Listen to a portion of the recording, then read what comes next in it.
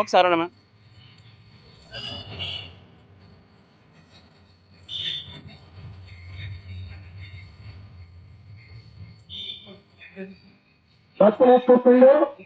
వచ్చే నెల 25వ తారీఖు 26వ తారీఖు సుబ్బారెడ్డి వస్తుంది.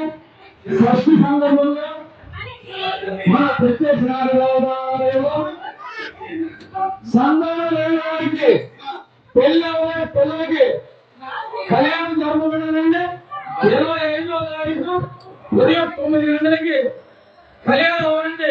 కావున భక్తులందరూ వచ్చి కళ్యాణంలో పాల్గొని స్వామివారి తీర్థ ప్రసాదాలను సేవించవలసిందిగా కోరుతున్నాం.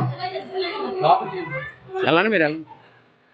ప్రత్యేక ఆలయంలో మా అబ్బాయి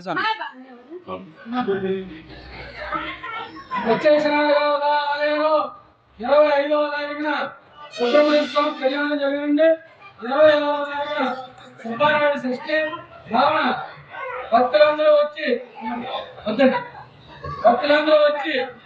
పాల్గొని స్వామివారి తీర్థ ప్రసాదాలు సేవించవలసిందిగా. అలాగే 26వ తారీఖున సుబ్బారెడ్డి షష్ఠి అండి. ఈ షష్ఠి సందర్భంగా ఏంటంటే పుట్టిన నక్షత్రం ఉన్నప్పుడు 25వ తారీఖున సుబ్రహ్మణ్య స్వామి కళ్యాణం జరపండి. సంతానం లేని వారికి ఈ వేళకి మా ఊళ్ళో 3 సంవత్సరం బట్టి కళ్యాణం చేసుకునే భక్తులకి 50 మంది పిల్లలు పుట్టారండి. అలాగే ఇది స్వయంభూమిగా వేసిన దేవాలయం అండి. కావున భక్తులందరూ వచ్చి కళ్యాణంలో పాల్గొని సంతానం లేని వారికి ఎవరైనా సరే కళ్యాణం చేయించవలసిందిగా మా స్వామివారిని మా వెళ్ళి దేవస్థానాన్ని మీ వల్ల సంతానం కలగాలని కోరుచున్నాం, ప్రార్థన చేసుకోండి.